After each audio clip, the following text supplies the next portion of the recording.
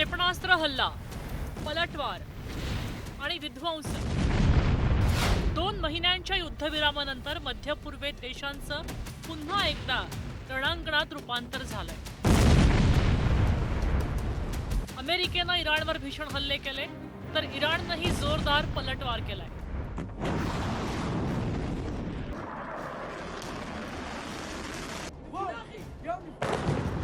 आखातातल्या आकाशात आता केवळ क्षेपणास्त्रांची गर्जना ऐकू येते. जॉर्डन आणि कुवेतमध्ये एअर डिफेन्स कार्यरत आहे आणि बहरीनमध्ये सतत सायरनचा आवाज घुमतोय. ठिकठिकाणी अमेरिकेनं केलेल्या हल्ल्यानंतर इराणच्या IRGCनं पलटवार केलाय. IRGCच्या दाव्यानुसार जॉर्डन, कुवेत आणि बहरीनच्या अमेरिकन लष्करी तळांना लक्ष्य केलं गेलंय. जॉर्डनच्या अल अझराक हवाई तळावर 12 बॅलिस्टिक मिसाईल डागल्याचा दावा इराणच्या IRGCनं केलाय. या हल्ल्याचा व्हिडिओ सुद्धा इराणनं जारी केलाय. IRGCनं केलेल्या दाव्यानुसार जॉर्डनच्या अल अराजक हवाई तळावर आणि त्याच्या कंट्रोल सेंटरला लक्ष्य केलं गेलं. या तळावर अमेरिकेचे F-35, F-15 आणि F-16 लढाऊ विमानं तैनात होती.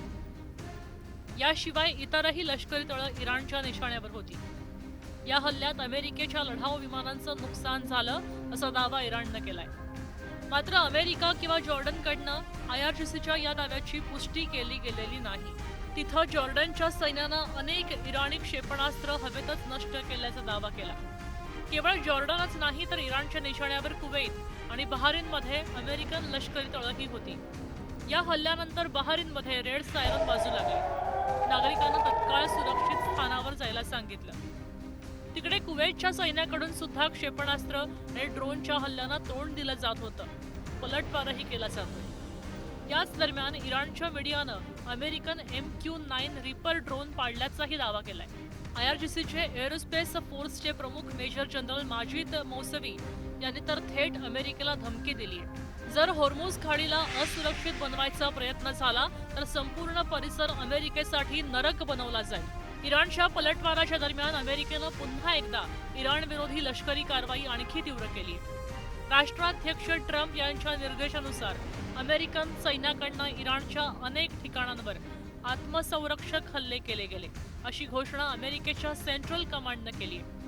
या हल्ल्यात इराणची लष्करी तळं, संवाद यंत्रणा, हवाई सुरक्षेला लक्ष्य केलं गेलं असं त्यांनी सांगितलं. म्हणजेच मध्य पूर्वेमध्ये तणाव आता केवळ वक्तव्याऐवजी प्रत्यक्ष रणभूमीवर दिसून येतोय. या युद्धाची मुख्य रणभूमी होर्मुझची खाडी बनताना दिसतेय. हा तोच मार्ग आहे जिथून जगभरात तेलाचा पुरवठा होतो. होर्मुझमध्ये तणाव वाढला, आता जगभरात त्या तेलाचे भाव सुद्धा वाढतील.